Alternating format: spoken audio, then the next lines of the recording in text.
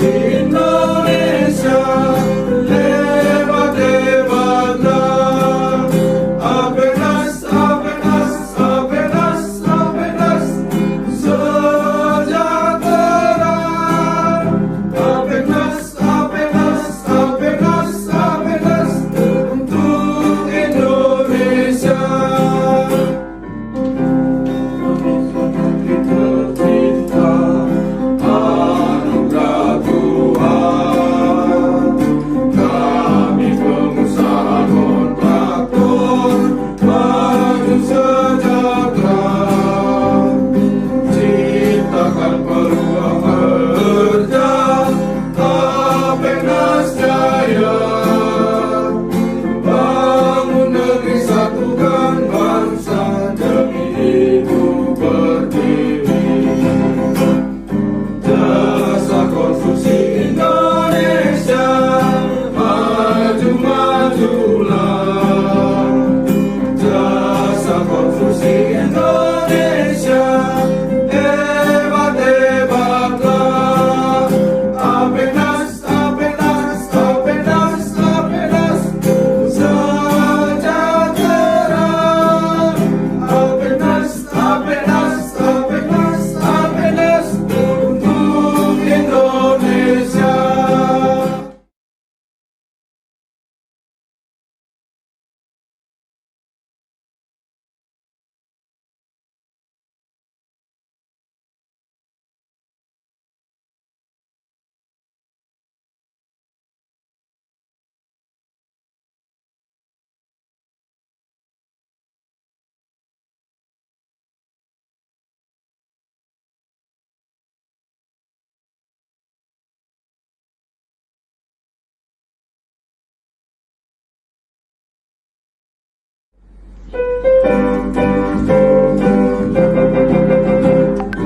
Indonesia negeri tercinta, anugerah Tuhan, kami pengusaha kontraktor maju sejahtera, ciptakan peluang kerja, Apenas jaya, bangun negeri, satukan bangsa demi hidup berdiri. Jasa konstruksi Indonesia, maju majulah. Jasa konstruksi Indonesia, hebat hebatlah. Apenas, apenas, apenas, apenas sejahtera. Apenas, apenas, apenas, apenas untuk Indonesia. Tercipta anugerah Tuhan, kami pengusaha kontraktor maju sejahtera, ciptakan peluang kerja, Apenas jaya, bangun negeri, satukan bangsa demi hidup berdiri. Jasa konstruksi Indonesia, maju majulah. Jasa konstruksi Indonesia, hebat hebatlah. Apenas, apenas, apenas, apenas sejahtera. Apenas, apenas, apenas, apenas untuk Indonesia.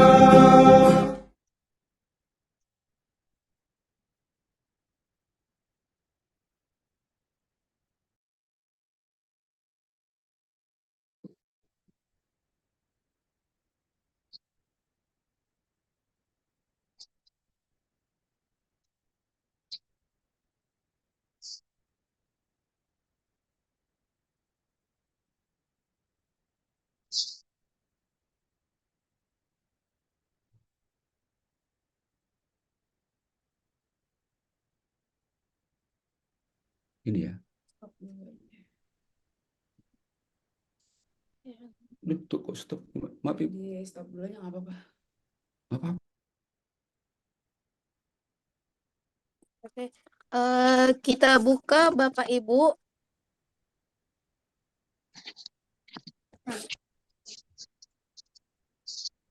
Selamat pagi dan semoga damai sejahtera senantiasa menyertai kita semua.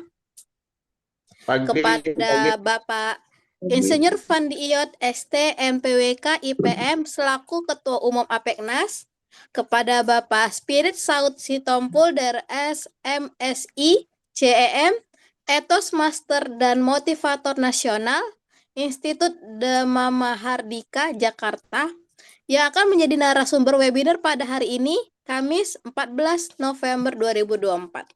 Serta seluruh peserta webinar yang hadir pada pagi yang berbahagia ini, kami menyampaikan salam hormat. Alhamdulillah, puji dan syukur kita panjatkan kepada Tuhan Yang Maha Esa, karena atas rahmat-Nya kita masih bisa berkumpul bersama-sama untuk mendapatkan ilmu dari para narasumber yang luar biasa.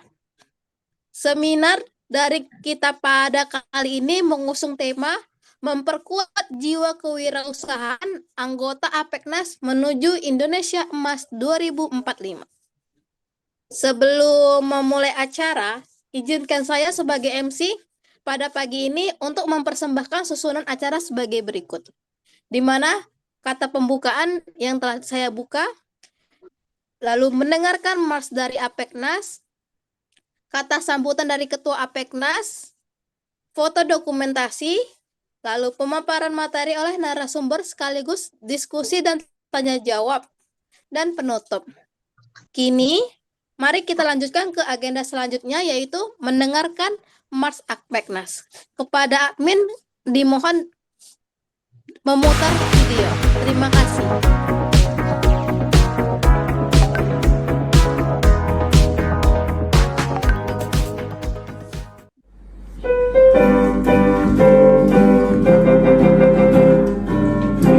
Indonesia negeri tercinta, anugerah Tuhan. Kami pengusaha kontraktor, maju sejahtera. Ciptakan peluang kerja, APEKNAS jaya. Bangun negeri, satukan bangsa demi Ibu Pertiwi. Jasa konstruksi Indonesia, maju-majulah. Jasa konstruksi Indonesia, hebat-hebatlah. APEKNAS, APEKNAS, APEKNAS, APEKNAS, sejahtera. APEKNAS, APEKNAS, APEKNAS, APEKNAS, untuk Indonesia. Tercinta, anugerah Tuhan. Kami pengusaha kontraktor, maju sejahtera. Ciptakan peluang kerja, APEKNAS jaya. Bangun negeri, satukan bangsa demi Ibu Pertiwi. Jasa konstruksi Indonesia, maju-majulah. Jasa konstruksi Indonesia, hebat-hebatlah. APEKNAS, APEKNAS, APEKNAS, APEKNAS, sejahtera. APEKNAS, APEKNAS, APEKNAS, APEKNAS, untuk Indonesia.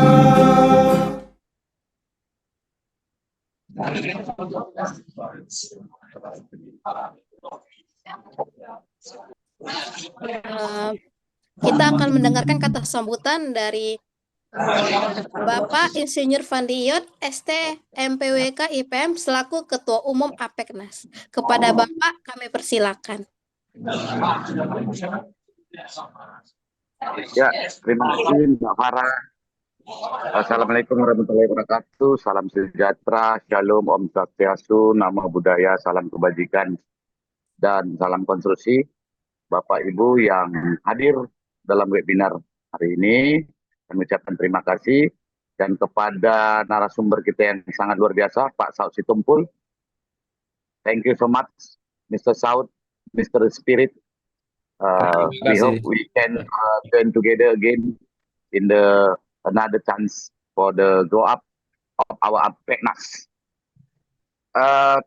Terima kasih ya Pak Saud.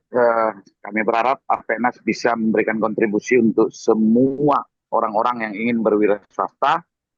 Sekedar informasi kami sampaikan bahwasanya APEKNAS, Asosiasi Pengusaha Pelaksana Kontraktor dan Konstruksi Nasional, berdiri tahun 2008.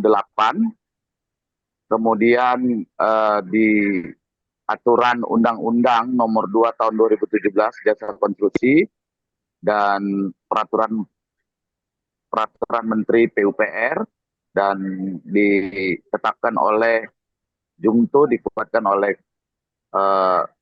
keputusan Ketua LPJK, Lembaga Pengembangan Jasa Konstruksi, maka APEKNAS melakukan akreditasi, dan alhamdulillah puji Tuhan akreditasi APEKNAS sudah lulus di tahun 2023 silam, sehingga APEKNAS menjadi salah satu asosiasi badan usaha yang terakreditasi.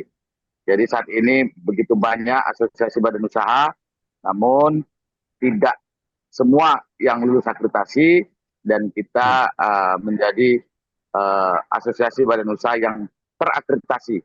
Yang artinya di saat terakreditasi maka seluruh manajemen operasional, SOP, dan keseluruhan daripada manajemen APEKNAS telah diakui oleh pemerintah melalui Menteri PUPR, bahwasannya kita adalah salah satu badan usaha asosiasi yang terakreditasi.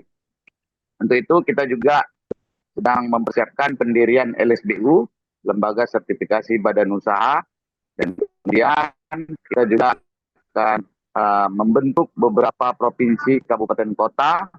Ini ada juga calon pengurus dari Provinsi Jambi, Pak Depri Bentara Pardede.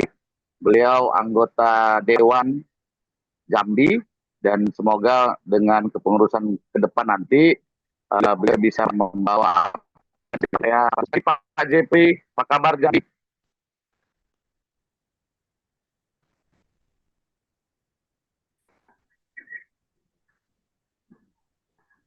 Ya, Bapak Ibu, APEKNAS sendiri bertujuan sebagai badan usaha yang mewajibkan atau yang diberi peluang sama negara untuk mengeluarkan yang namanya SBU, Sertifikat Badan Usaha, melalui LSBU, Lembaga Sertifikasi Badan Usaha.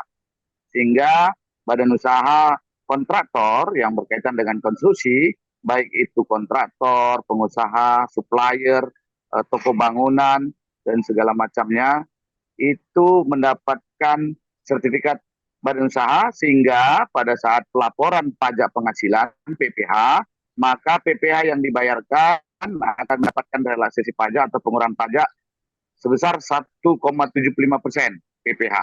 Jadi kalau dia tidak punya sertifikat badan usaha dari APEKNAS, maka pengusaha tersebut akan dikenakan pajak PPH sebanyak 4%.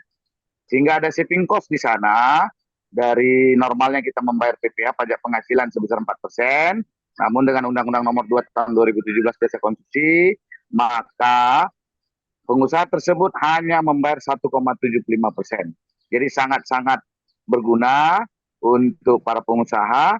Relaksasi pajak didapatkan dari memiliki sertifikat badan usaha. Begitu juga Bapak Ibu, APEKNAS sudah melakukan beberapa program, yakni melalui penyiapan KTA digital. Jadi kartu tanda anggota secara digitalisasi, sehingga teman-teman bisa melihat keberadaan dan keabsahan daripada para kontraktor yang tergabung di asosiasi badan usaha terakreditasi. Jadi APENAS juga memiliki ya bantuan hukum ataupun biro hukum yang akan membantu para anggotanya bila mana membutuhkan bantuan hukum melalui bidang hukum yang kita sudah siapkan untuk di seluruh Indonesia. Kemudian APENAS juga bekerjasama dengan Asosiasi Konsultan Pajak seluruh Indonesia AKP2I, sehingga para anggota APENAS atau para kontraktor yang tergabung dalam APENAS, kami berharap pada saat mengalami masalah perpajakan itu dapat dibantu oleh AKP2I, Asosiasi Konsultan Pajak, sehingga kami yang tergabung di APENAS perpajakan, jadi tak pajak. Kemudian kita juga pesan lain terdapat penyiapan funding, penyiapan baik kemudian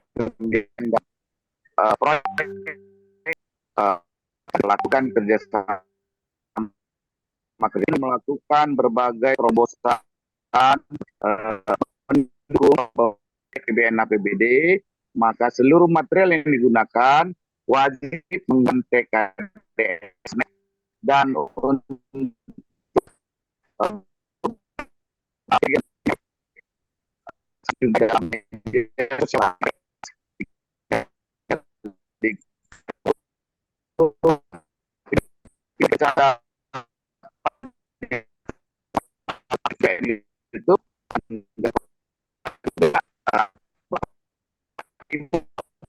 itu berlanjutkan setiap informasi webinar ikuti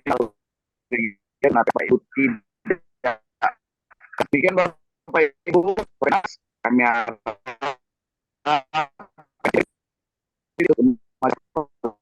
terima kasih dan kami berikan kepada modal. Silakan Bapak Farah. Terima kasih Pak atas kata sambutannya. Di mana sebelum ke inti acara webinar online pada pagi ini, izinkan kami untuk melakukan foto dokumentasi kepada seluruh peserta. Mohon dapat menyalakan kamera Zoom-nya.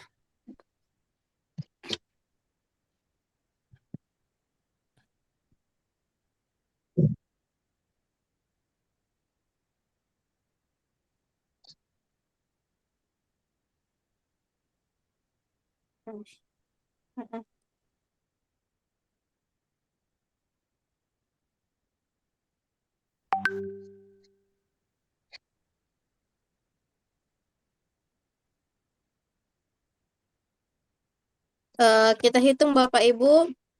Sebentar ya. 1, 2, 3.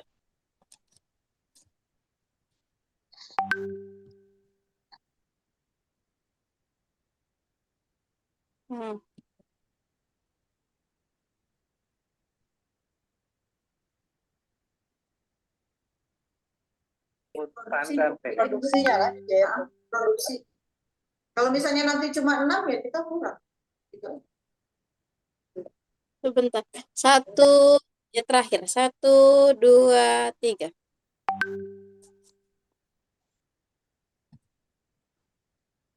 Oke.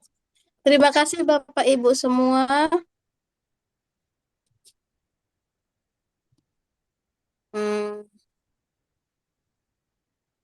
Selanjutnya, kita akan memasuki acara inti dari seminar online pagi ini, yaitu pemaparan materi oleh narasumber sekaligus diskusi dan sesi tanya jawab, di mana acara ini akan dipandu oleh Bapak Mr. Spirit Saud Sitompul dari SMSI CM, Etos Master dan Motivator Nasional Institut Dharma Mahardika Jakarta. Ya. Kepada Bapak kami persilakan. Baik, terima kasih. Assalamualaikum warahmatullahi wabarakatuh.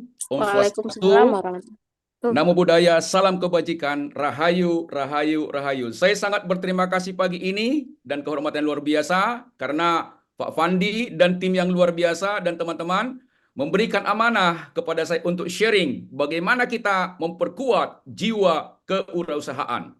Nah, oleh karena itu izinkan saya untuk mempresentasikan supaya tampilkan dulu modulnya supaya kita bisa saling mengikuti. Kemudian juga materi ini kita berikan kepada Pak Fandi dan juga tim supaya nanti dibagikan kepada semua sob-sobinya dan itu ikhlas dan juga tanpa bayar. Yang penting kita semua maju dan bersemangat. Baiklah. Materi kita adalah memperkuat jiwa kewirausahaan bagi Apeknas dan sahabat-sahabat menuju Indonesia Emas 2045. Nah, materi yang saya berikan hari ini ada 4. Nanti saya presentasikan dulu semuanya, kemudian nanti baru kita diskusi, karena kalau sudah lengkap, kita diskusi lebih ada gambaran bagi sahabatku semua. Yang pertama, bagaimana sebenarnya dampak IT terhadap bisnis kita? Apakah itu peluang atau hambatan? Yang kedua, seorang pengusaha atau seorang profesional harus memperkuat semangat kerja dari anggotanya. Yang ketiga adalah bagaimana sebenarnya apa ciri-ciri orang atau seorang pengusaha yang memiliki kesuksesan dalam berusaha atau membangun jiwa kewirausahaan dalam diri anggota Apeknas dan juga nanti di dalam timnya dengan 8 etos kerja profesional. Nanti juga akan saya singgung bagaimana kita memasarkan barang dan jasa baik itu kontraktor, konstruksi dan juga bisnis-bisnis lainnya dan juga memasarkan diri sendiri. Kita akan memulai dengan satu pantun, duduk di kursi sambil makan. Pemandangannya Gunung Sinabung. Beribu terima kasih kami haturkan teruntuk sobat-sobatku yang telah bergabung. Ini berjalan santai menuju pusat grosir Pasar Kenari. Sebelum presentasi dimulai, izinkan saya memperkenalkan diri. Sahabatku yang luar biasa, nama saya adalah Saud Sitompul, etos master dan motivator nasional. Saya memiliki misi membangun etos dan karakter unggul bangsa. Mengapa ini menjadi misi saya? Karena saya melihat akar masalah bangsa ini bukan kurang cerdas, bukan kurang pintar secara rasional, tetapi etos kerjanya, karakternya perlu kita perkuat. Sahabatku semua yang luar biasa, saya dari UI Pasca Sarjana, program studi saya adalah ilmu administrasi, kekhususan manajemen atau kekhususan kebijakan bisnis. Artinya, saya tentunya memahami bagaimana mengelola bisnis, baik secara teori maupun secara praktis sesuai dengan bidang saya saat ini, itu di bidang konsultan. Teman-temanku semua yang luar biasa, saya bekerja di PT Spirit Mahardika, dan perusahaan ini berdiri sejak 1999 setelah terjadi krisis multidimensional di Indonesia, yaitu tahun 97-98. Kesimpulan dari tim saya, yaitu Pak Jansen Sinamo, Guru Etos Indonesia, dengan tim waktu itu menyimpulkan persoalan ini adalah persoalan moral. Artinya kurang menjaga integritas dari para pejabat dan juga teman-teman yang lainnya, maka mudah kita jatuh. Karena apa? Kalau kita ajukan pertanyaan apa masalah di perusahaan, apa masalah di bangsa, ajukan 3 kali pertanyaan, akar masalahnya pasti menyangkut etos kerja atau karakter, atau dalam materi ini disebut namanya jiwa. Saya sejak 2003 sampai sekarang sudah keliling Indonesia mengubarkan 8 etos kerja profesional, tetapi sebelumnya saya pernah bekerja di perusahaan obat, di asuransi, dosen, dan sejak 2003 sampai sekarang keliling Indonesia mengubarkan 8 etos kerja profesional, juga pengusaha UMKM atau juga secara umum. Yang keempat, saya biasa juga memberikan seminar membangun karakter unggul profesional, dan juga kita juga menerima seminar soft skill, motivasi dan lainnya dengan pendekatan tailor made atau customize atau sesuai dengan kebutuhan dari klien-klien kita. Nah, kemudian kalau teman-temanku ingin mendengar motivasi dari saya memiliki YouTube channel namanya Indonesia Unggul TV. Saya berpengalaman memberikan di puluhan perusahaan, memberikan pelatihan 8 etos kerja profesional, kemudian juga kepemimpinan, antara lain lembaga pemerintah itu Bank Indonesia, BNI, Kalau di otomotif itu ada namanya grup Toyota dan juga Indomobil, IUT dan juga pabrikan lainnya. Kalau di perusahaan obat itu ada Sinarmas, ada namanya Konimex. Kalau di konstruksi itu grup BUMN termasuk Indokarya. Nah, termasuk juga puluhan lainnya. Nah, sahabatku semua, yang pertama, mari kita mengenal apa sebenarnya dampak dari ChatGPT atau Artificial Intelligence. Ini momok atau sebuah peluang. Nah, saat ini telah terjadi apa yang dimaksud dengan teman-temanku, saya percaya sudah memahami ini, disebut namanya revolusi industri 4.0. Prinsipnya adalah oleh seorang driver, tetapi dikendalikan oleh namanya seorang ahli IT dari satu kantor. Kita lihat gambar ini, itu sudah terjadi. Dan inilah dampak dari revolusi industri 4.0. Selanjutnya, saat ini komunikasi kita sudah masuk kepada 3S, yang dimaksud dengan Super Smart Society. Artinya teman-teman, kalau interaksi, transaksi tidak harus lagi face to face, atau menawarkan satu produk tidak harus lagi dengan marketplace, tapi market space, yaitu 5.0. 4.0 itu menyangkut teknologi industri, tapi kalau 5.0 itu menyangkut hubungan manusia, dan itu yang masuk dikategorikan dengan ChatGPT.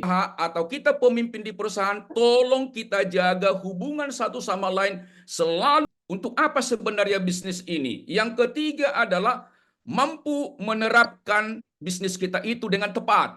Yang keempat adalah melakukan namanya analyzing. Bisnis kita ini apakah berguna bagi masyarakat, berguna untuk mendukung 2045 Indonesia Emas. Recording in progress. Ada 3 karakter orang, boleh kita perhatikan itu di media sosial, netizen. Kalau ada masalah, ada 3 karakter.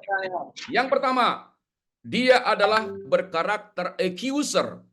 Bukan menawarkan solusi, tapi menjadi provokator. Beliau itu nggak sadar.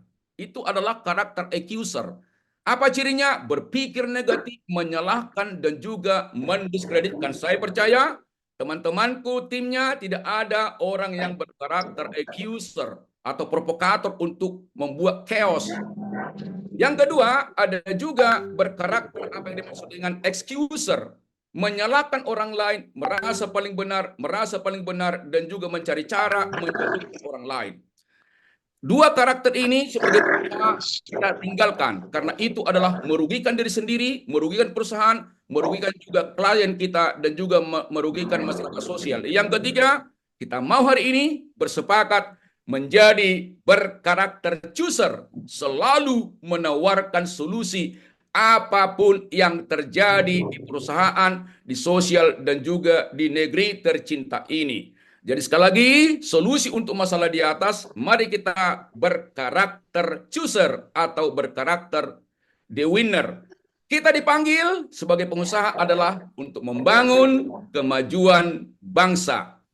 Nah, sahabatku semua, yang kedua adalah kita harus siap mewujudkan Indonesia Emas. Bagaimana caranya? Kita sepakat dulu tentang definisi atau visi Indonesia Emas.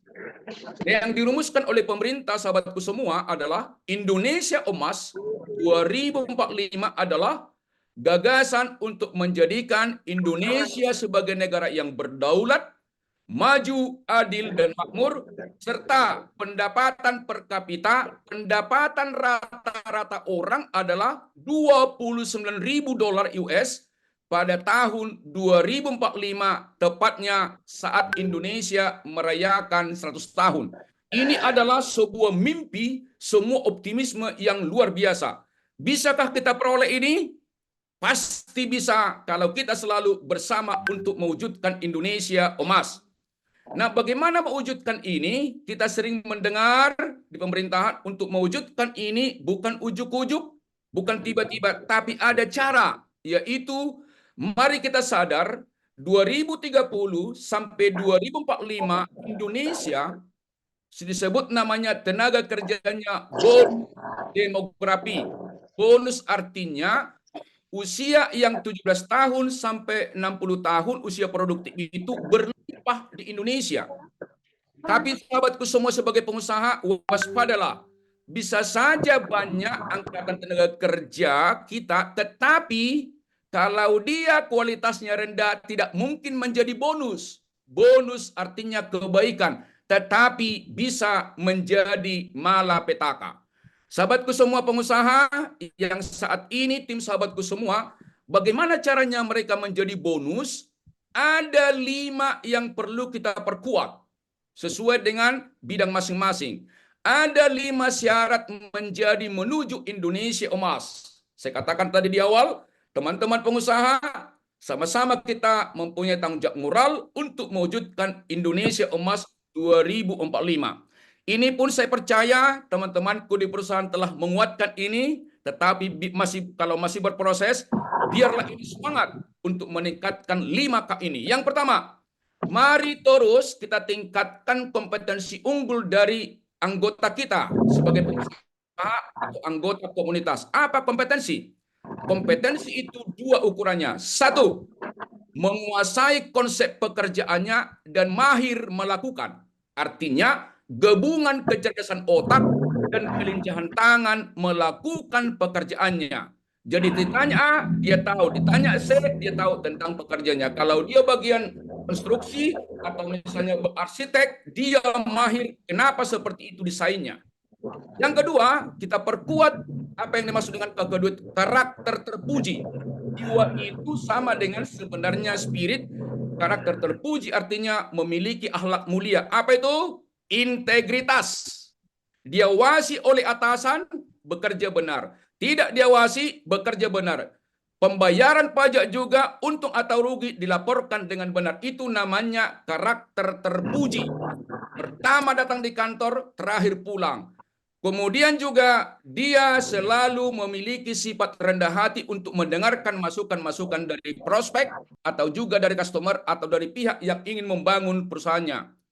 Yang ketiga, kinerja. Gabungan kompetensi dengan karakter. Kalau kita memiliki kompetensi unggul, karakter terpuji, maka kinerja kita pasti sempurna. Sempurna artinya minimal dia sama dengan harapan customer kita. Kalau kontraktor itu sesuai dengan kebutuhan yang membutuhkan tenaga kerja Anda, kalau arsitek itu sesuai dengan kebutuhan yang membutuhkan, tetapi kita mau di atas harapan dari customer kita. Kita harus menjadi solusi, menawarkan satu konsep yang lebih bernilai dari yang diminta oleh customer kita. Jadi kompetensi unggul harus kuat, karakter terpuji, kinerjanya sempurna. Yang keempat adalah tolong kita bangun, sahabat-sahabatku semua, komunikasi positif. Baik kepada diri kita, selalu kita berbicara positif, afirmasi positif kepada tim kita dan kepada siapa saja pun. Jadi kalau kita kuat kompetensi, kuat karakter, kinerjanya sempurna, komunikasi bagus, maka hasil nanti dari situ semua muncullah apa yang dimaksud dengan kompensasi. Jadi sekarang teman-temanku pengusaha, siapkan 4K supaya kita mendapatkan 29.000 US dollar bagi seluruh karyawan kita sekarang atau 2045 yang akan datang.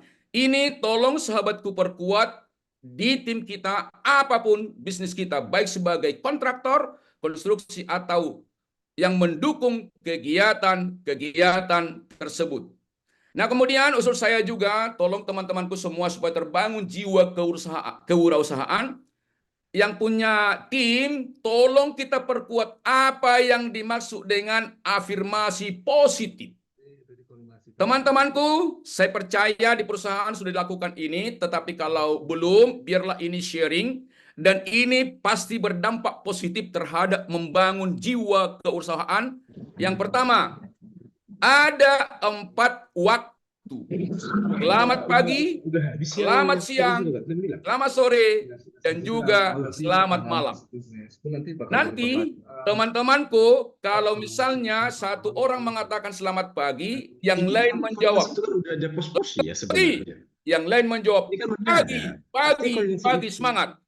Poinnya adalah tolong selalu kita dorong kita, termasuk diri kita, supaya mengawali pekerjaan dengan penuh semangat.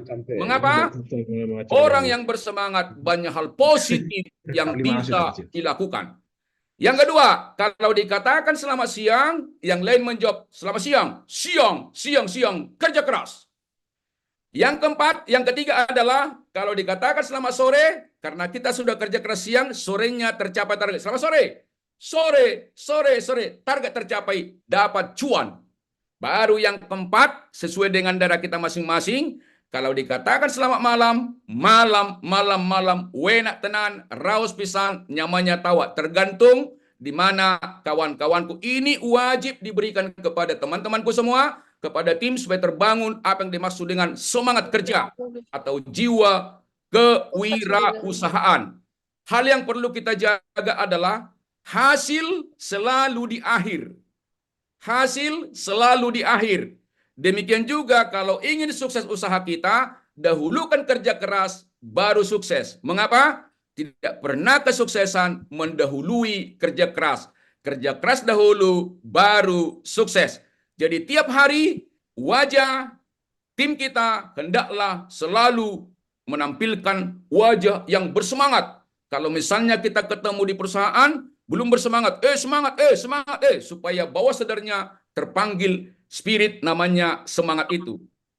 Kemudian wajahnya selalu ceria. Coba kita dengar dulu beliau ini, karena sangat semangat, lupa dia ada gangguan.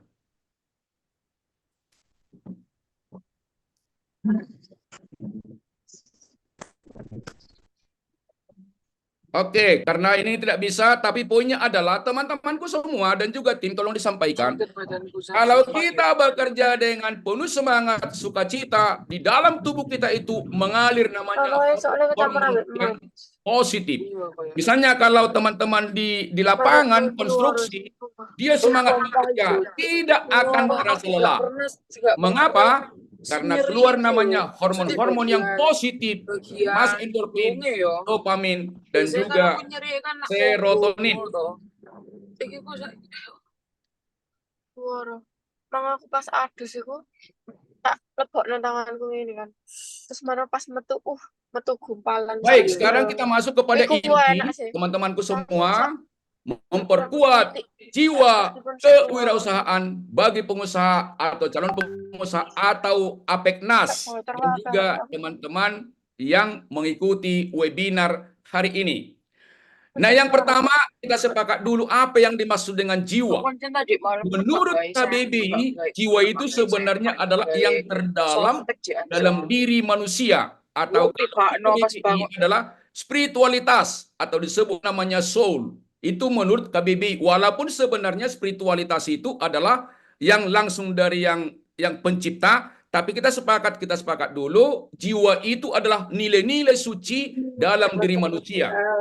Yang kedua, kita sepakat dulu sahabatku semua, apa yang dimaksud dengan kewirausahaan.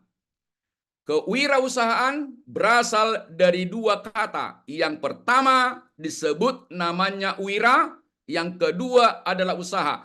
Jadi sahabatku semua, kewirausahaan tidak selalu berguna hanya untuk pengusaha, tetapi itu berguna semua bagi pribadi, seorang profesional, pemimpin, atau juga owner. Jadi lebih luas, karena ini menyangkut sebenarnya karakter atau jiwa. Wira artinya berarti pahlawan. Pahlawan itu dari kata pala dan wan, artinya berbuah, memberikan kontribusi. Yang kedua, seorang wira, dia adalah pejuang, pantang menyerah sebelum tercapai target. Ketiga adalah kesatria, selalu unggul dalam pertempuran, dalam artian positif.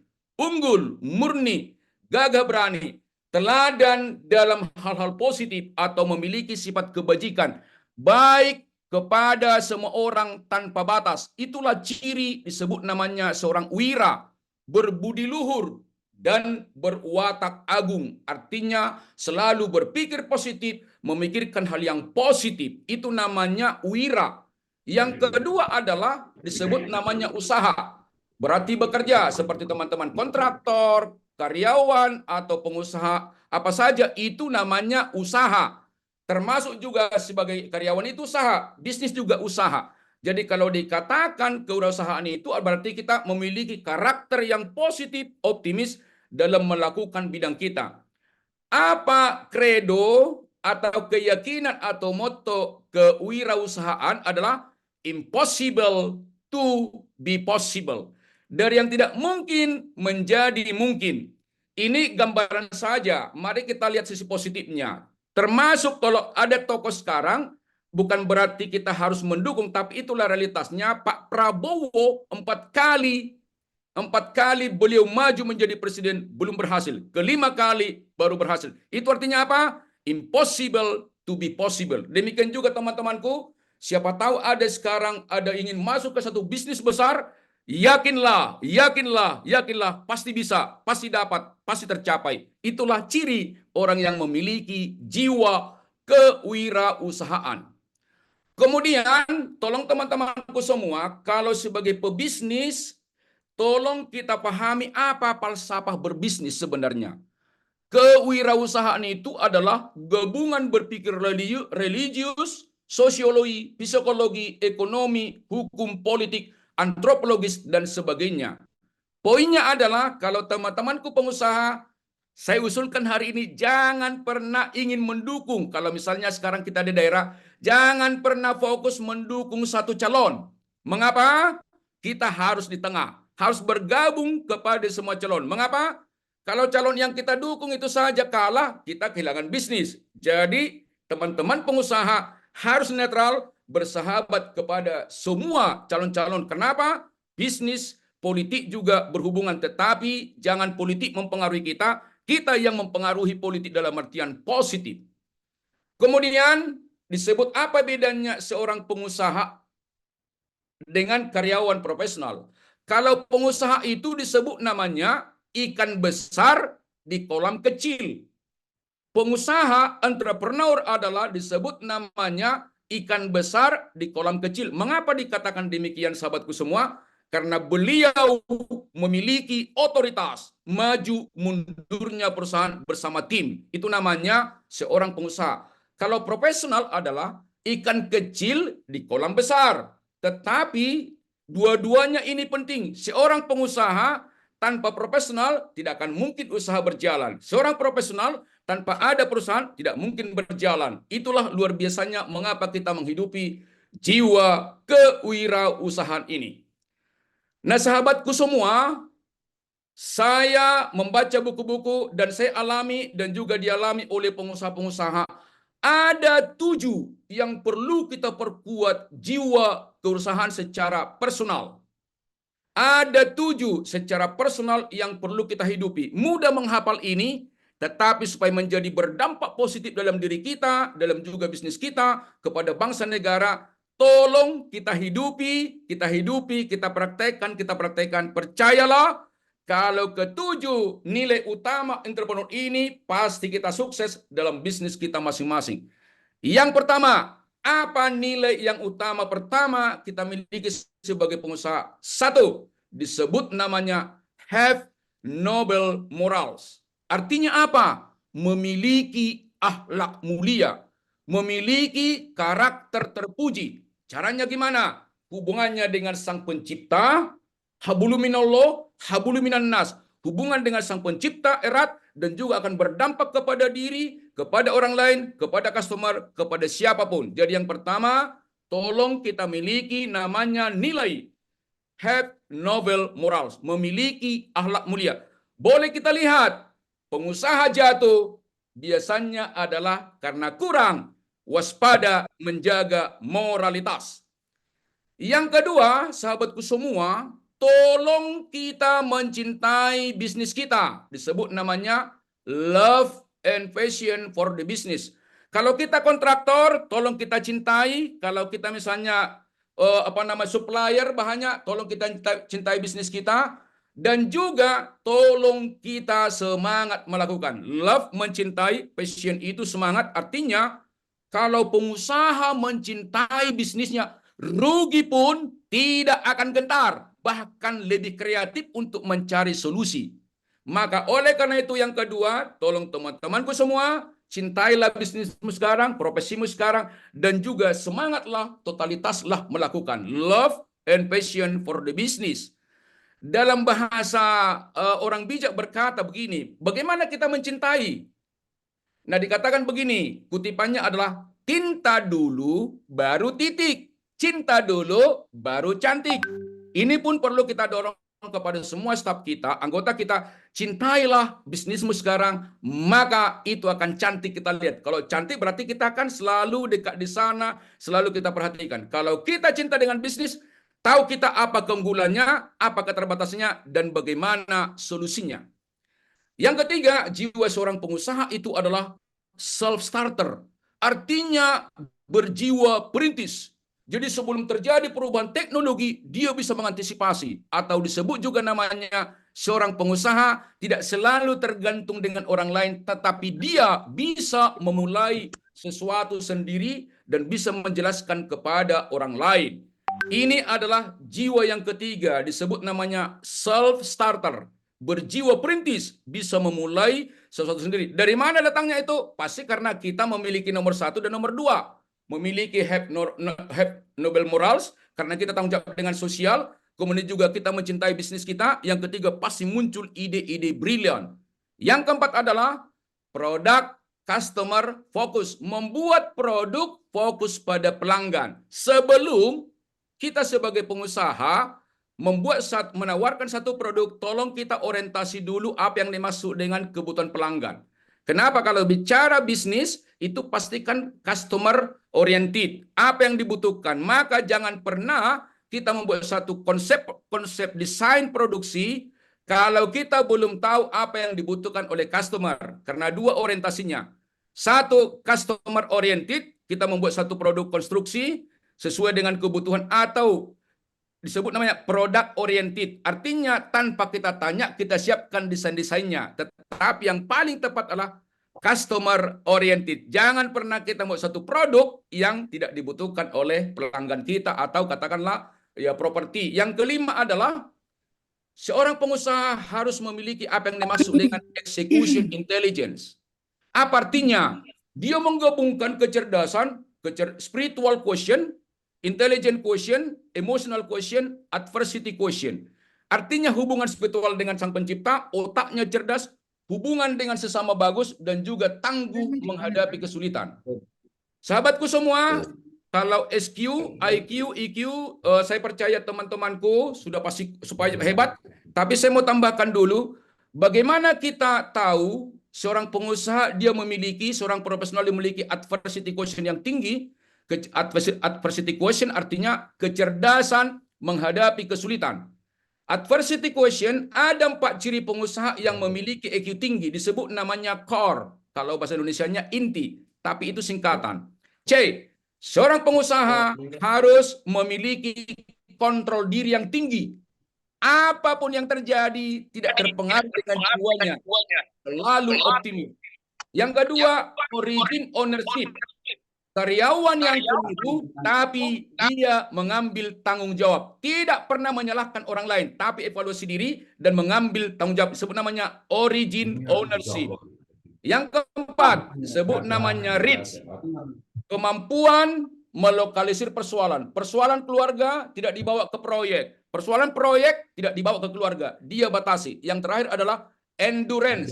Daya tahan menghadapi kesulitan. Ketika kita menawarkan satu proyek kepada satu perusahaan lain, proyek misalnya kontraktor ditolak, jangan pernah menyerah. Kenapa ditolak? Cari lagi cara lain. Itu namanya endurance. Tidak penting berapa kali ditolak, tapi berapa kali kita menawarkan dengan perbaikan, tentunya suatu ketika pasti tercapai. Yang keenam adalah tolong pengusaha itu bukan globalis, bukan generalis. Seorang pengusaha akan banyak mengalami kendala kalau dia generalis atau universal selalu berpikir. Maka kita milikilah yang keenam, able to think in detail. Artinya mampu berpikir detail. Boleh kita lihat pengusaha-pengusaha besar itu pasti owner sehebat apapun, pasti beliau-beliau itu mampu berhitung dengan detail and detail. Mengapa? Supaya beliau bisa mengevaluasi juga bisa menyiapkan dana sesuai dengan kebutuhannya. Yang terakhir, jiwa kewirausahaan yang harus dimiliki adalah disebut namanya tenacity dispute failure. Artinya apa? Tetap gigih meskipun gagal, tetap bangkit meskipun tertunda kesuksesannya. Teman-temanku semua, tolong kita perkuat dengan tim kita, termasuk dalam diri kita. Jadilah kita menjadi climber sejati. Ada 3 karakter pendaki gunung dihubungkan dengan perjuangan. 1, disebut namanya karakter quitter. Kalau kita menawarkan satu proyek, ditolak, kita langsung menyerah. Berikutnya pasti tolak. Demikian juga seorang pendaki gunung, sudah latihan banyak, begitu gunung lihat tinggi, dia menyerah. Yang kedua adalah camper, camping. Naik ke gunung, mendaki, kemudian ada dataran, ada tempat beristirahat. Artinya apa? Kita pun sudah berhasil dalam satu proyek, jangan puas di situ.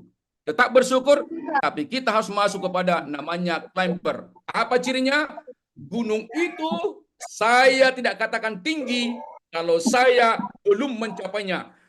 Proyek itu saya katakan sempurna kalau belum tercapai target kita, dan juga kita adalah menjadi the winner, sang pemenang. Teman-temanku semua, tolong kita menjadi pendaki gunung sejati, disebut namanya climber. Jangan kita tinggalkan sikap Twitter, cepat menyerah, camper cepat puas, tapi jadilah kita menjadi pendaki sejati atau disebut namanya climber. Yang 7 ini perlu kita buatkan di dinding, kita renungkan, kita elaborasi, kita praktekkan, kita ajarkan, kita lakukan. Lama-lama tanpa sadar, ke-7 ini pasti kita miliki dampaknya dahsyat luar biasa. Sahabatku semua, itu adalah untuk personal. Yang kedua adalah tolong kita bangun 8 etos kerja profesional menjadi budaya kerja di perusahaan kita. Ada banyak tahu etos kerja, tapi belum sangat dalam dipahami apa yang dimaksud dengan etos kerja. Nah, 8 etos kerja profesional itu adalah diciptakan oleh namanya beliau guru saya, Bapak Jansen Kulman Sinamo, dan saya muridnya sejak 2003 keliling Indonesia, dan ini menjadi keunggulan yang selalu saya yakini berguna bagi seluruh anak bangsa, termasuk untuk perusahaan. Yang pertama, kita sepakat dulu apa yang dimaksud dengan etos. Etos adalah keyakinan yang berfungsi sebagai panduan tingkah laku bagi seseorang, sekelompok orang, atau sebuah institusi. Kalau keyakinan dari teman-teman sama di perusahaan, keyakinannya sama di perusahaan, selalu positif, optimis, dan bisa maju, maka itu akan berpengaruh kepada tingkah laku. Kalau tadi kita katakan harus menjadi climber semua, perusahaan pasti maju. Tapi kalau ada misalnya quitter, ada camper, nggak mungkin kita maju. Kenapa? Tingkah lakunya tidak berbeda karena keyakinan tidak sama. Maka oleh karena itu, keyakinan yang pertama secara spiritual kepada Sang Pencipta, keyakinan kedua, perusahaan kita, bisnis kita pasti dahsyat luar biasa. Nah, teman-temanku semua, etos itu akar kesuksesan dari teman-teman mengelola bisnis kontraktor, konstruksi, dan juga pengadaan lainnya. Nah, coba kita lihat. Teman-temanku semua, kalau melihat pohon ini, yang pertama diperhatikan apanya. Nah, ada berbagai macam kalau di pelatihan itu mengatakan buahnya, betul. Tapi sebenarnya buah itu adalah income, profit yang kita dapat, jabatan yang kita dapat. Yang menentukan buah itu adalah akarnya. Maka kalau ingin mendapatkan buah yang banyak di perusahaan, kalau ingin maju perusahaan, perkuatlah etos kerjanya. Mengapa? Akar itu adalah tadi keyakinan tadi yang disebut dengan etos kerja. Teman-temanku semua, semakin dalam akar pohon 2 fungsinya. Yang pertama, semakin dalam akar pohon, semakin kokoh pohon itu terhadap terpaan angin. Apapun angin yang datang, tetap kokoh pohon itu. Yang kedua, semakin dalam akar pohon, semakin banyak mendapatkan sari makanan untuk menghasilkan buah yang banyak. Semakin kuat ke-7 tadi jiwa kewirausahaan, 8 etos kerja, maka kita selalu melayani yang terbaik bagi customer kita, dan bisnis kita pun pasti maju. Maka dikatakan Akar pohon yang dangkal akan tumbang dalam badai. Akar pohon yang dalam akan kuat, kokoh dalam badai. Apa itu akar? Tadi 7 jiwa itu ditambah dengan 8 etos kerja profesional. Saya percaya sudah pernah sahabatku pernah mendengar ini, tetapi kalau ingin perusahaanku, kalau ingin tim kita, bisnis kita maju, selain core values yang ada sekarang, boleh dikombinasikan dengan 8 etos kerja profesional ini. Nah, yang pertama, kita rumuskan di pelatihan itu, kerja adalah rahmat, bisnis adalah rahmat, jabatan adalah rahmat. Kalau seseorang yakin dan sadar pekerjaannya, bisnisnya adalah anugerah, barokah, rahmat, maka perilaku etos kerjanya bekerja ikhlas, penuh rasa syukur. Bagaimana kita mengetahui diri kita, orang lain sebagai pengusaha adalah dimaknai bisnis sebagai usaha. Semakin lama dia menjadi pengusaha, semakin lama karyawan semakin bersyukur. Bukan sebaliknya. Sama dengan kadang-kadang tanpa sadar kita ini waktu bekerja, dulu ketika melamar, kita berdoa, kita bersyukur, kalau diterima, alhamdulillah, puji Tuhan. Tapi tanpa sadar, 6 bulan kemudian bisa erosi, bisa bergeser, rasa bersyukur menjadi kalimat-kalimat yang mengeluh. Tapi saya percaya, teman-temanku, timnya adalah semakin lama bekerja, semakin bersyukur dengan pekerjaannya saat ini. Semakin lama pengusaha, semakin bersyukur dengan usahanya karena banyak memberikan kontribusi kepada orang lain. Yang kedua, pekerjaan kita adalah amanah, titipan. Mengapa dititip oleh customer kepada Bapak itu proyek? Karena Bapak dianggap bisa melakukan dengan benar pekerjaan itu penuh tanggung jawab. Bisa amanah diambil? Bisa ketika kita melanggar kepercayaan yang diberikan kepada kita. Kepada kita pengusaha, amanah yang diberikan kepada kita adalah tolong siapkan tenaga kerja, tolong berikan kontribusi kepada bangsa ini. Kalau kita karyawan, customer kita juga amanah bagi kita, alat-alat perusahaan kita juga amanah bagi kita, dan juga anak buah kita juga amanah bagi kita yang harus kita bina dengan benar, penuh tanggung jawab. Yang ketiga adalah yang perlu kita bangun budaya etos kerjanya adalah kerja adalah panggilan. Kerja tidak sekedar mencari uang dan jabatan. Kalau itu yang kita cari, kita mudah kecewa. Itu bukan tujuan, tapi itu adalah buah. Nah, teman-teman karyawan atau teman-teman profesional, teman-teman pengusaha atau siapa saja yang ikut hari ini, mungkin ada mahasiswa, ada dosen, tolong kita sadar, mari kita maknai bisnis kita, pekerjaan kita, profesi kita adalah calling, panggilan. Apa cirinya? Kalau orang sudah sampai memaknai bisnis, pekerjaan, jabatan, panggilan adalah 2 cirinya. Selalu bekerja tuntas, penuh integritas. Tidak mau pulang ke rumah kalau belum selesai pekerjaannya. Itu bukan dibuat-buat, tetapi itu datang dari dalam dirinya. Demikian juga pengusaha, pemimpin, karyawan yang sudah level panggilan memaknai bisnisnya, pekerjaannya, dia sangat bahagia, sangat senang melakukan pekerjaannya. Bukan digerakkan oleh uang, tapi ada panggilan jiwanya, ada panggilan nuraninya dari dalam dirinya melakukan pekerjaannya. Yang keempat adalah kerja adalah aktualisasi diri.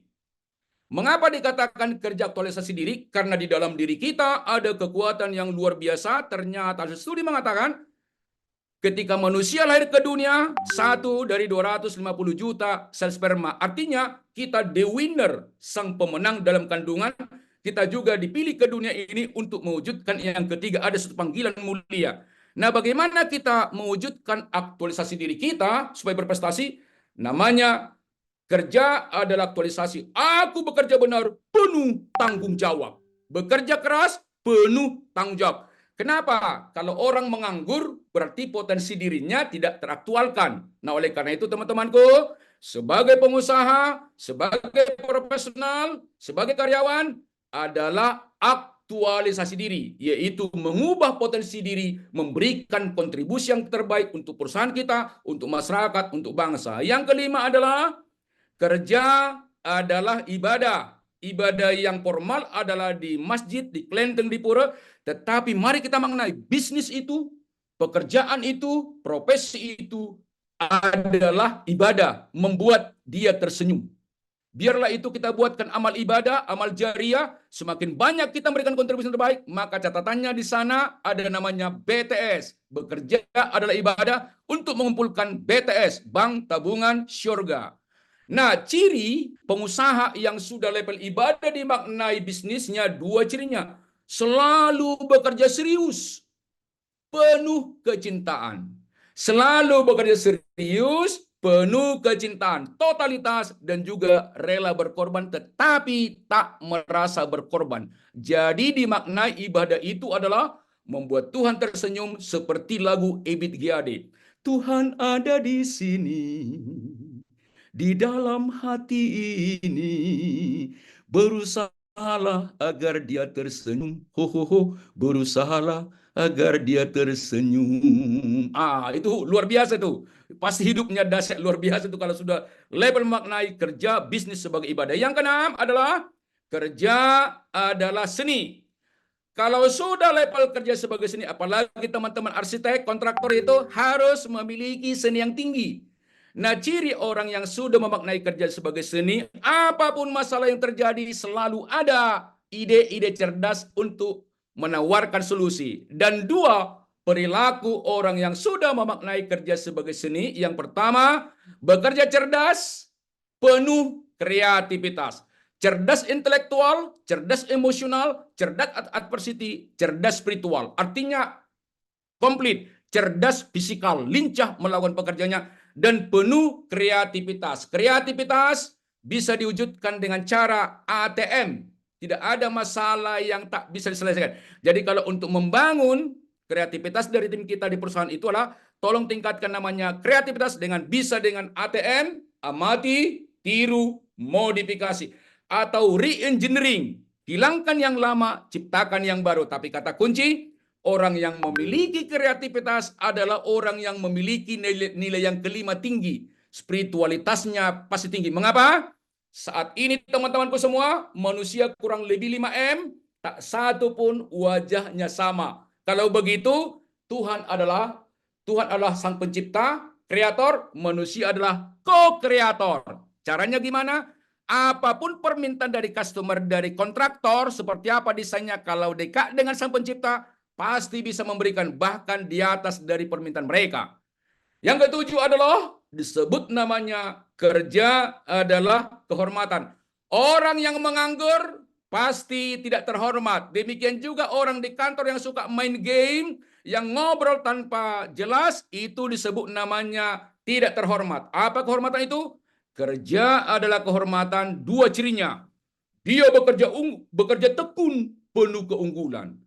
Ada dua kehormatan. Yang pertama disebut namanya vanity, yang kedua dignity. Kontraktor yang mendapatkan kehormatan vanity, hasil pekerjaannya dikomplain oleh customer. Dikomplain. Seorang karyawan, seorang profesional yang memiliki kehormatan vanity atau semu, dikomplain hasil kerjanya. Tapi kalau yang dignity, selalu mendapatkan pujian. Nah, oleh karena itu, teman-temanku semua, kalau ingin hebat perusahaan kita, tolong miliki namanya etos tekun. Tekun itu menghasilkan keunggulan. Tidak pernah keunggulan mendahului ketekunan. Siapapun yang hebat sekarang pengusaha, boleh kita lihat riwayat hidupnya, pasti tekun mengikuti usaha demi usaha. Banyak masalah, tapi terus dia bangkit. Bergelombang, tapi naik terus. Yang terakhir adalah, tolong kita maknai teman-temanku semua, kerja, bisnis adalah pelayanan. Mengapa? Setiap kita sesungguhnya adalah pelayan. Pengusaha, kontraktor, konstruksi, pengadaan barang, profesional, eksis untuk melayani. Dan boleh kita lihat, siapakah yang paling sukses? Yang senang melayani. Yang senang melayani. Di kantor juga yang kita sukai, kalau kita pemimpin yang kita sukai, senang melayani, senang menolong. Nah, bagaimana kita mewujudkan ini? Mari kita perkuat apa yang dimaksud dengan aku bekerja sempurna, penuh kerendahan hati. Apa arti sempurna? Kita memberikan pelayanan kepada customer sesuai dengan kebutuhannya, bahkan di atas harapannya. Kalau teman-temanku pengusaha cat atau pengadaan misalnya bahan-bahan konstruksi, yang pertama tolong jaga apa yang dimaksud dengan kualitas, sesuai dengan kebutuhan. kuantitas sesuai dengan jumlah kebutuhannya. Kontinuitas, 3 ini perlu kita jaga. Bagaimana caranya? Spirit pelayanan harus dipenuhi. Bagaimana kita mengetahui kebutuhan daripada pelanggan? Tolong kita miliki sifat tawadu, rendah hati. Orang yang rendah hati pasti disukai orang dan juga dia mau belajar. Termasuk hari ini teman-temanku semua, kalau memiliki sifat rendah hati, pasti mereka langsung apa yang saya seringkan hari ini dan juga pasti teman-temanku juga membagikan kepada orang lain. Mengapa? Ada 3 yang menghambat seorang pengusaha gagal dalam berubah. 1, memiliki mental block. Apa artinya ini? Tidak mau mendengar apapun masukan orang lain. Yang kedua, memiliki sifat arogan, merasa dia lebih hebat, maka tidak akan mau mendengar yang lain. Yang ketiga adalah elusive superior, merasa dia lebih hebat dari orang, tapi sebenarnya bukan lebih hebat, karena dia tidak tahu apa sebenarnya keunggulan dirinya. 3 ini saya percaya tidak ada dalam diri kita. Perkuatlah 3 hal. 1, mari kita miliki apa yang dimaksud dengan sifat rendah hati. Orang yang rendah hati pasti banyak mendapatkan ilmu. Yang kedua, mari kita sadar kita memiliki blind spot. Sudah banyak kita tahu, tetapi masih banyak yang belum kita tahu. Yang ketiga, mari kita melakukan apa yang dimaksud dengan spirit suffering. Mari kita terus belajar. Itu siapa? Pertama, untuk customer kita. Yang kedua, supaya kita menjadi unggul dalam bidang kita masing-masing. 7 jiwa pribadi, 8 untuk dibudayakan ke perusahaan. Bila mana sahabat itu membuat ini perusahaan, silakan. Tetapi kalau kita ingin sharing, siap nanti melalui Apeknas untuk kerjasama. Nah, materi terakhir adalah, nah sekarang bagaimana kita melakukan penjualan barang dan jasa. Yang pertama, tolong kita ada kesadari dulu kalau kita menjual satu produk, tolong kita miliki namanya adalah law of attraction. Apa yang kita yakini, kita bayangkan akan datang pada kita.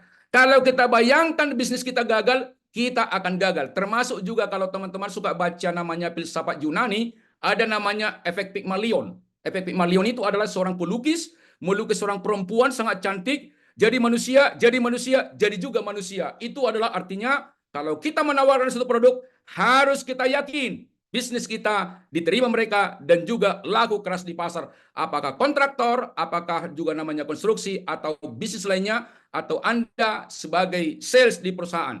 Nah, kemudian bagaimana kita melakukan bisnis kita? Seperti saya katakan tadi, tolong kita kuasai yang 6 ini dalam bisnis kita. Pertama, disebut namanya remember, mengetahui apa bisnis kita. Yang kedua, understanding, kita paham bisnis kita.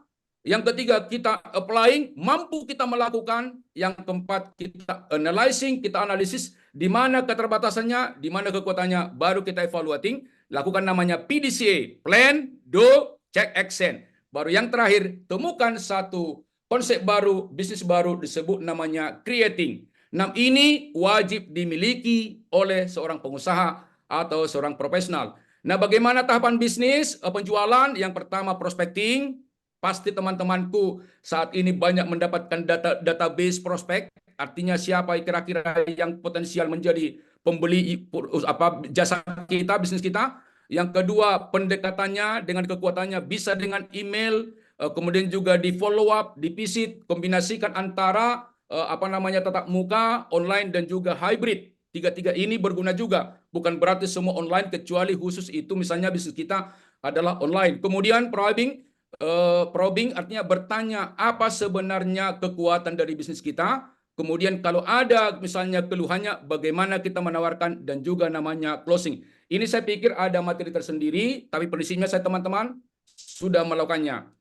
Nah, apa perbedaan yang perlu kita pahami kalau bisnis dia barang, katakanlah cat, atau misalnya bisnis jasa.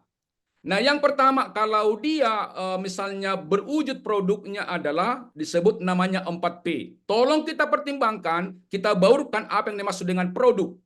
Yang kedua, tempatnya. Produk itu artinya jenisnya, kemudian juga modelnya, warnanya kalau itu cat, atau kalau gedung desainnya. Kemudian juga yang kedua, place. Place itu tempat produk yang kita jual, termasuk juga syarat pengirimannya. Yang ketiga adalah price mix.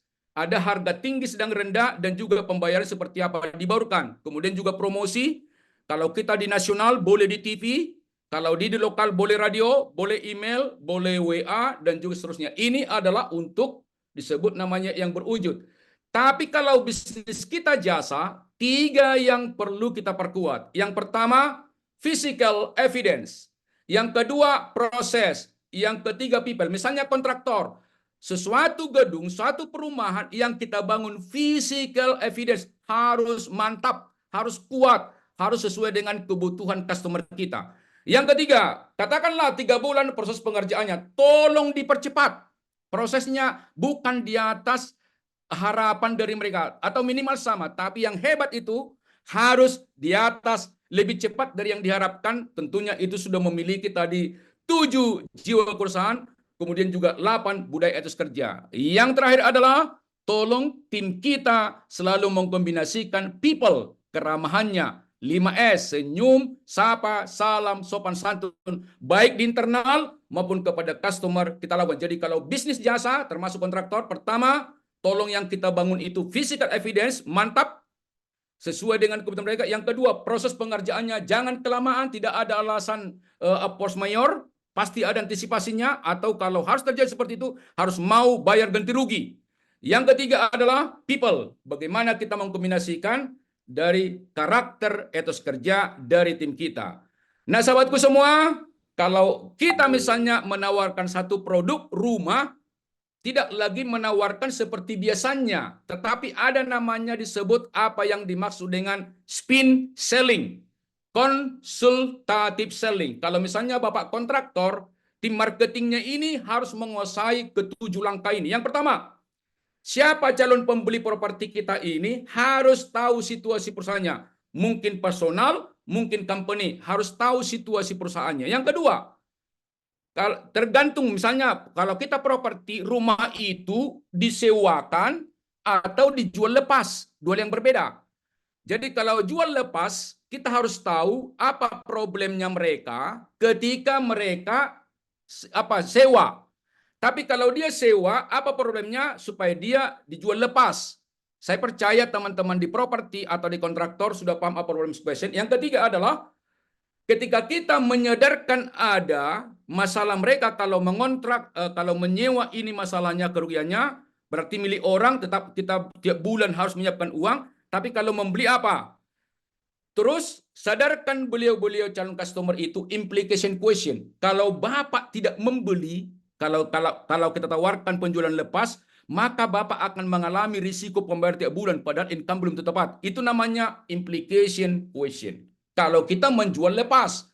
Kemudian baru yang keempat, need question. Berarti Bapak membutuhkan produk adalah harus membeli. Nah, setelah itu nanti mereka yakin baru tawarkan apa feature, apa komposisi keunggulan dari rumah yang kita tawarkan, apa keunggulannya, dan benefitnya adalah pasti lebih hemat. Anda menjadi pemilik, Anda bebas menggunakannya atau menyewakan kepada orang lain, pasti bisa. Kalau itu namanya menjual lepas. Poinnya teman-temanku semua, kalau udah proyek bukan lagi penjualan biasa, tapi namanya konsultatif selling. Setiap bisnis 100 juta ke atas pasti dia menawarkan spin selling. Situational question, problem question, implication question, need question. Saya percaya teman-temanku timnya sudah pasti dahsyat luar biasa. Yang terakhir. Nah, sebelum teman-teman kita tim marketingnya turun ke lapangan, tolong dimiliki yang 6 ini. Yang pertama, seluruh tim marketing kita atau tim sales kita tolong menguasai namanya produk atau service knowledge. Harus dikuasai barang jasa yang ditawarkan A sampai Z, termasuk keunggulannya, termasuk solusi kalau ada masalah. Itu namanya product knowledge. Yang kedua, clear target. Setiap sales, setiap marketing jangan pernah membuat target sebanyak-banyaknya, tapi harus memiliki kuantitas, bukan kualitatif. Mengapa? Kalau sebanyak-banyaknya otak tak bisa mendefinisikan. Tapi kalau dengan angka, otak bisa menghitung. Misalnya, penjualan properti dalam sebulan harus 100 M, jelas di otaknya. Nah, yang ketiga adalah Tolong 100M itu setiap tim itu, setiap orang-orang bekerja di kontraktor itu, kalau kita misalnya mau buat properti, seltok, ucapkan berulang-ulang 100M, 100M, 100M, 100M. Minimal satu kali, satu hari, 12 kali. Mengapa? Supaya di memori kuat dan juga nanti menjadi action kita untuk mencapai target itu. Yang keempat adalah vivid imagination. Bayangkan target sebulan itu 100M itu sudah tercapai. Bayangkan dengan jelas. Yang kelima adalah sincere belief. Sebagai orang beriman, apakah kita Muslim, Nasrani, Hindu, Buddha, tolong berdoa dan yakin seyakin-yakinnya target 100M hakul yakin pasti tercapai. Yakin. Orang yakin saja belum tentu sukses, apalagi tidak yakin. Jadi kata kuncinya etos tadi kan keyakinan. Yang terakhir adalah sudah kita kuasai produknya, sudah jelas targetnya, sudah kita ucapkan, sudah kita bayangkan, sudah yakini, maka presentasilah dengan mantap, susunlah program kerja dan sampaikan program produk itu yang ditawarkan dengan cerdas, kerja keras, dan penuh semangat. Sesuatu yang kita sampaikan dengan semangat, orang yakin dan percaya untuk mencapainya. Demikian juga apapun bisnis kita, kontraktor, konstruksi atau bisnis pengadaan pendukung kontraktor itu atau profesional, lakukanlah 4 ini. Jadi sahabatku semua, mulai sekarang perkuat, kita pahami teknologi, kita pahami Indonesia Emas, kedua juga kita perkuat apa itu kewirausahaan, jiwanya, apa itu ketujuh jiwa seorang entrepreneur, kemudian juga kita perkuat 8 budaya dan juga langkah-langkah marketingnya, dan secara personal lakukanlah apa yang dimaksud dengan 6 cara sukses menjual. Yang pertama, product knowledge, clear target, self talk, vivid imagination, sincere belief, enthusiastic action. Jadilah target kita tercapai dahsyat luar biasa. Kemudian kalau ada misalnya komplain, kalau ada komplain pada bisnis kita, teman-temanku, berikanlah bantal.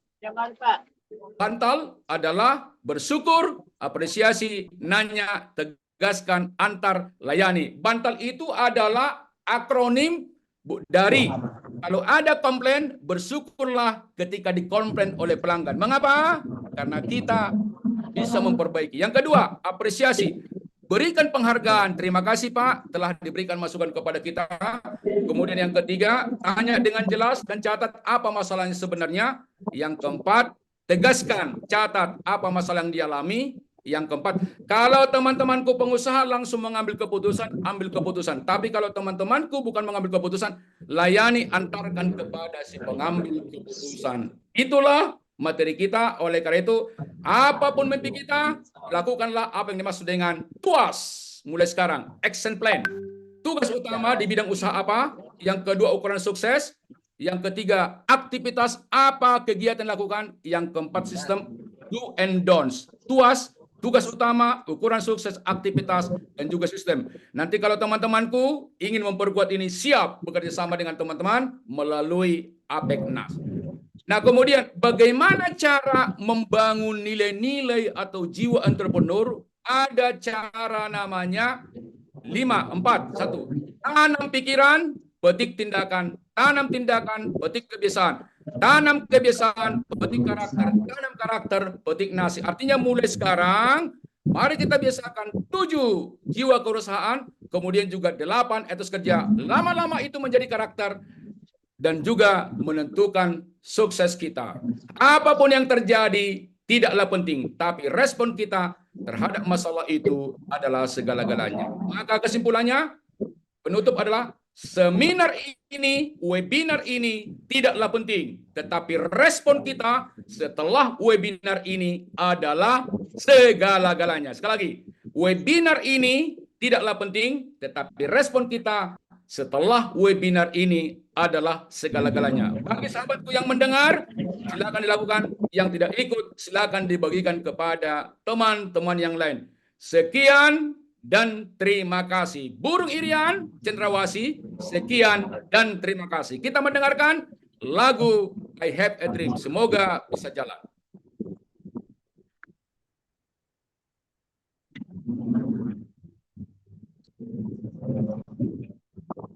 Oke, baik. Saya kira sekian yang bisa berikan. Penutup pantun, pergi ke sawah untuk bertani, pergi bertani bersama Ibu Titi. Sekian webinar kali ini.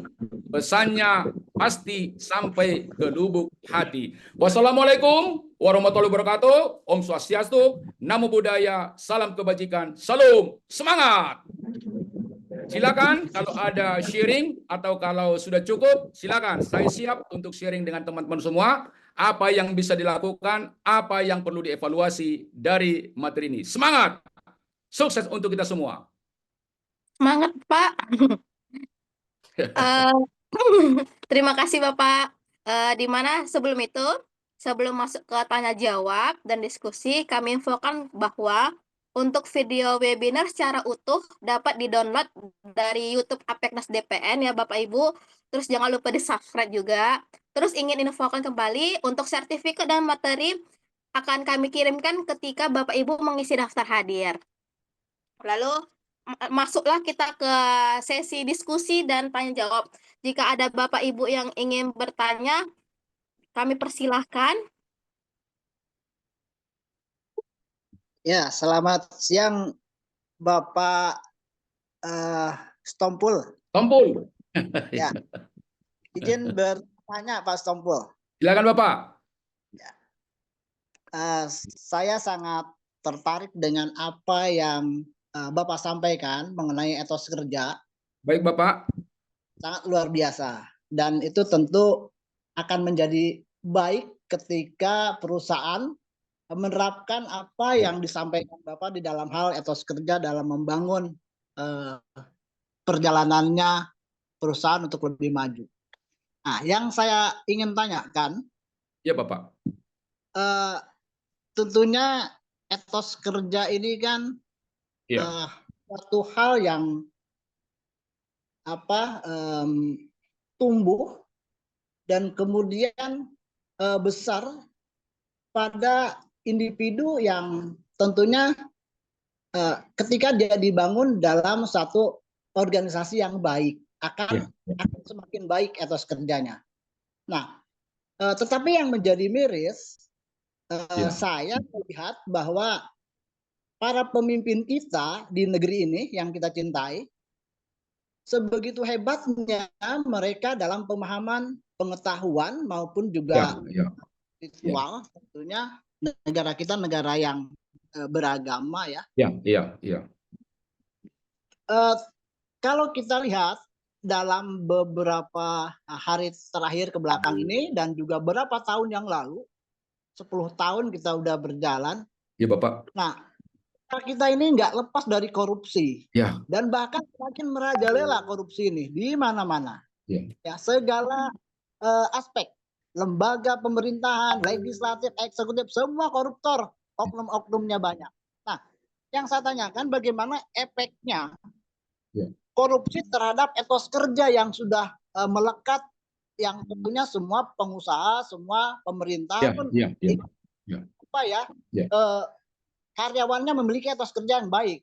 Nah, tetapi ada oknum-oknum koruptor-koruptor ini yang tentunya ini meracuni, bahkan membuat bangkrutnya kesusahan rakyat kita ini akibat korupsi. Nah, bagaimana efek korupsi ini terhadap etos kerja?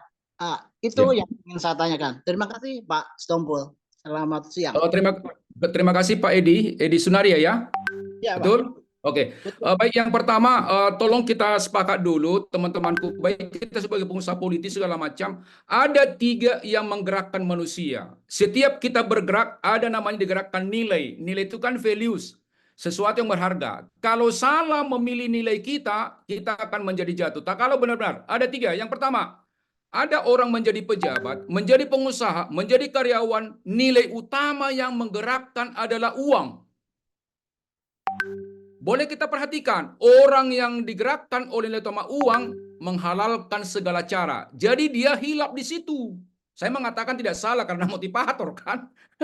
Hilap memilih, nggak sadar. Jadi nilai itu menutupi imannya, menutupi spiritualitasnya. Yang kedua, bukan uang, tapi naik ke yang kedua.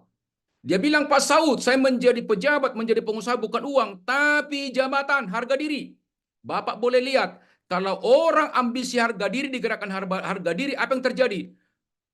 Menyalahkan orang lain. Dan ini yang terjadi. Kita mau bagaimana negara ini supaya memiliki etos kerja, tolong diperkuat namanya nilai yang ketiga, spiritualitas.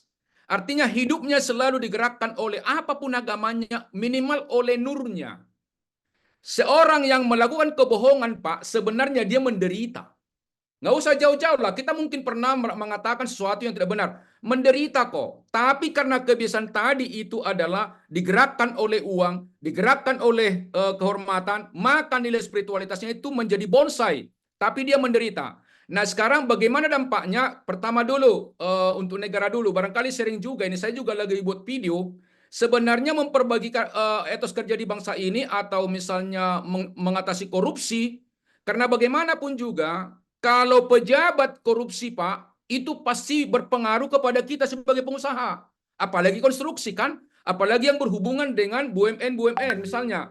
Kalau mereka tidak jujur, berpengaruh pada kita. Nah sekarang kita harus berpikir, saya katakan di awal tadi, apapun yang terjadi tidaklah penting, tapi respon kita. Nah usul saya ada dua.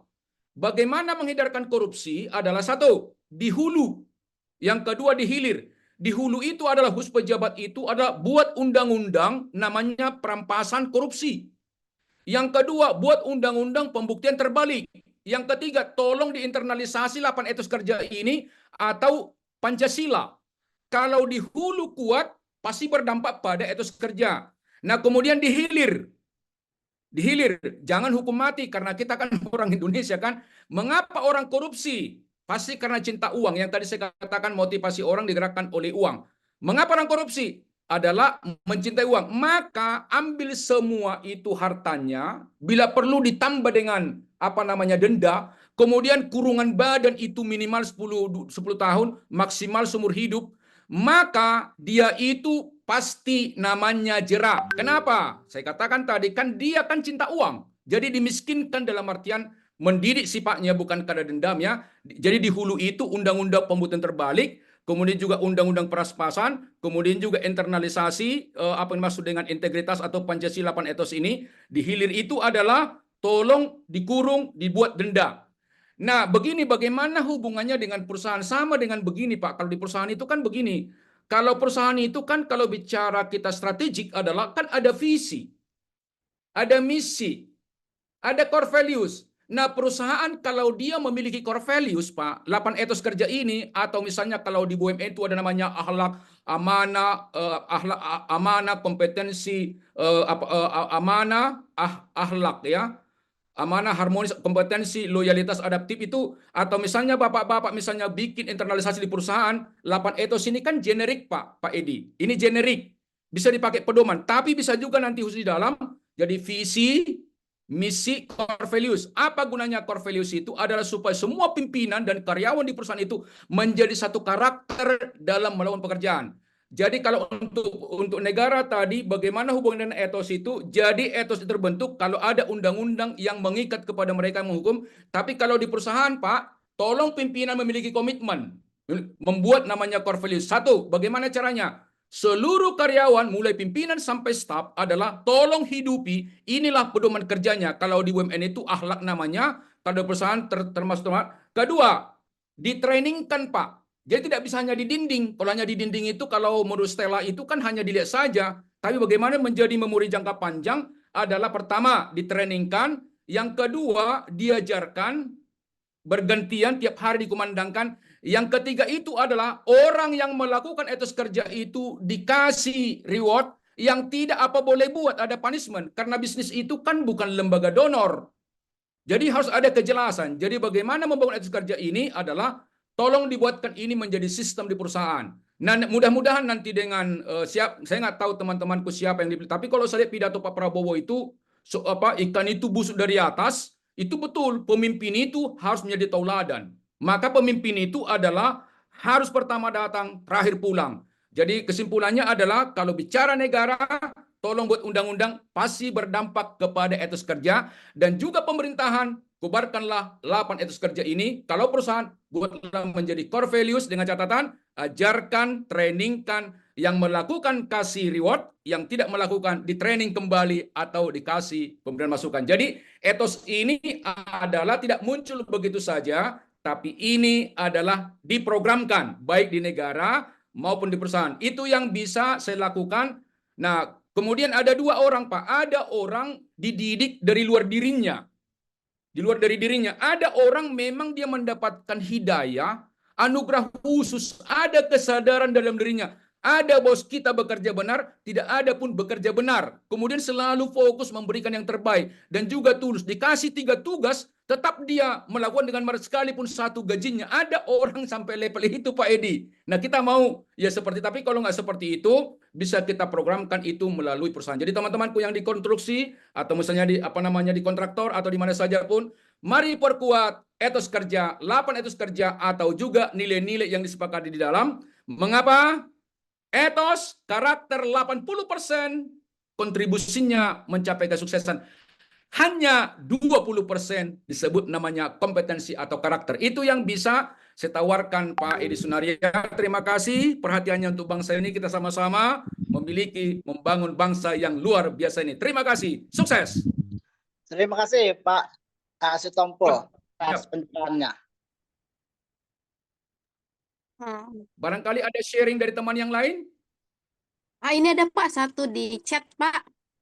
Oh iya, dengan senang hati. Dengan Ibu Galang Putri Pertiwi, di mana Ya. saya mau nanya bagaimana cara berdiskusi dengan perusahaan yang terlalu menekan karyawan untuk selalu multitasking tanpa ada training dari perusahaan tersebut.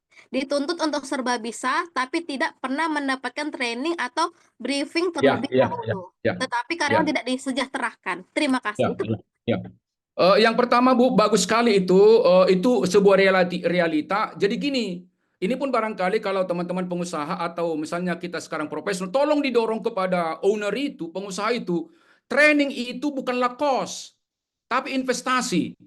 Jadi solusi saya kepada ibu yang luar biasa adalah tolong dibuatkan tiap tahun ada namanya program untuk training, disebut namanya investasi itu. Hasilnya itu kan bukan seketika tapi jangka panjang. Jadi memang solusinya betul. Didoronglah kepada pimpinan sebelum berikan penugasan itu adalah tolong diberikan training. 2 caranya.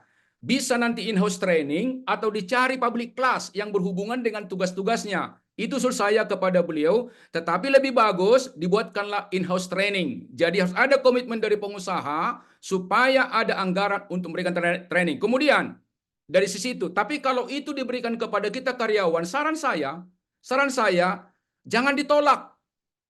Jangan ditolak.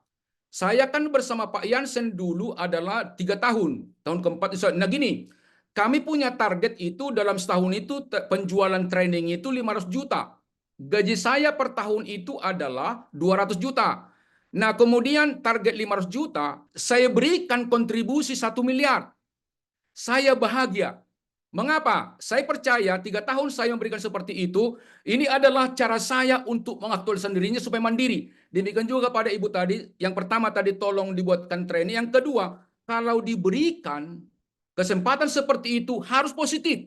Anggap itu naik kelas dan cari di Google, GPT atau di Google itu atau artificial intelligence, semua ada, hanya perlu juga kritis. Jadi saran saya Ibu, tolong disampaikan kepada beliau, pertama dorong kepada pimpinan, tapi kalau tidak ada juga misalnya itu pelatihan itu, dia sendiri mencari. Kenapa? Hikmah dari situ adalah dia meningkatkan aktualisasi dirinya dan dia membuat peluang dia menjadi hebat di masa depan. Tetap positif menghadapi itu. Satu melalui dorong kepada atasan. Yang kedua, secara autodidak atau kesadaran mencari sendiri. Yang ketiga, harus dimakna itu naik kelas. Itu saya kira saran saya kepada beliau karena saya mengalami sendiri seperti itu. Jadi saya tidak digerakkan oleh uang, tapi digerakkan oleh misi tadi itu. Itulah disebut dengan etos 3 tadi, panggilan. Dia antusias terus memberikan terbaik tanpa memikirkan apa yang didapat. Itu bukan dibuat-buat, tapi itu memang dari dalam. Maka maknailah pekerjaan kita itu sebagai panggilan supaya kita menjadi antusias melakukannya. Itu saran saya kepada beliau. 3 tadi, ke atas. Kemudian juga belajar sendiri. Yang ketiga itu adalah tolong disadari itu untuk naik kelas, berpikir positif. Dan itu pasti hebat dia kalau dia lakukan. Jangan mengeluh. Mengeluh bukan solusi. Malah menurunkan potensi kita itu ya. Itu saran saya, Bu. Terima kasih. Salam buat beliau. Baik, Pak. Terima kasih. Ada lagi Bapak Ibu yang ingin bertanya? Silakan dan Bapak Ibu. silakan, kami persilakan. Kalau Pak. mau diundang ke perusahaan nanti melalui Apeknas, siap. Ya masalah harga nomor 2. Yang penting maju semua perusahaan ya. Dan hebat-hebat kita semua. Atau kalau enggak japri di chat boleh Pak pertanyaannya. Boleh. Dengan senang hati. Mm-mm. Kalau mau diundang, saya presentasi dulu. Silakan mau ketemu bos kita. Silakan kalau kita bos sekarang. Saya kira ini sangat penting kita berikan kepada tim kita, Bapak. Tidak ada yang rugi, ya. Ini investasi.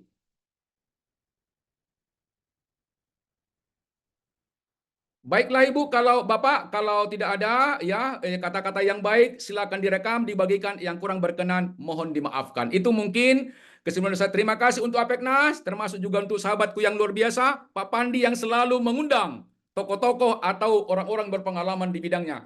Sukses Apeknas, sukses anggota kita hari ini. Hebatlah Indonesia. Salam dahsyat, luar biasa. Salam etos, bigger, higher, better, good. Semangat! Sekian dan terima kasih. Oke Pak. Terima Oke, kasih, Pak. sebelum Baik Bapak, terima kasih. Oke Pak, sebelum mengakhiri acara webinar online pagi ini, izinkan kami mengucapkan terima kasih kepada para narasumber, Bapak, serta semua peserta yang telah dengan penuh Terima perhatian kasih. mengikuti acara ini dari awal hingga akhir. Saya atas nama panitia juga ingin menyampaikan permohonan maaf jika ada kesalahan selama pelaksanaan webinar online ini berlangsung. Akhir kata, wassalamualaikum warahmatullahi wabarakatuh. Waalaikumsalam warahmatullahi wabarakatuh. Semangat. Waalaikumsalam.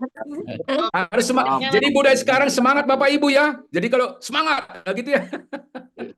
Semangat. Baik Bapak, Semangat. terima kasih. Semangat. Semangat harus begitu Bu. Ada duit semangat, tidak ada duit tambah semangat. Gitu baru hebat. Semangat. Baik Pak Sitompul.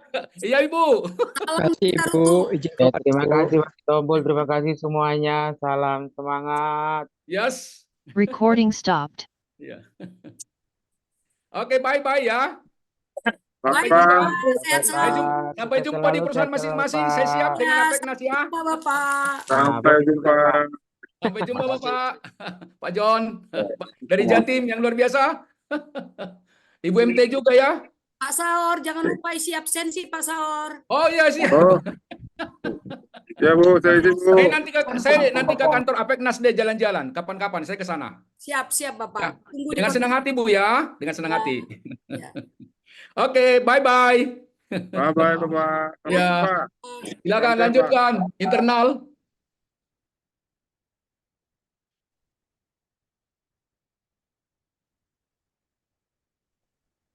Untuk sertifikat dikirim lewat email Kak Bu. Terima kasih. Boleh nanti saya tanda tangan Ibu ya.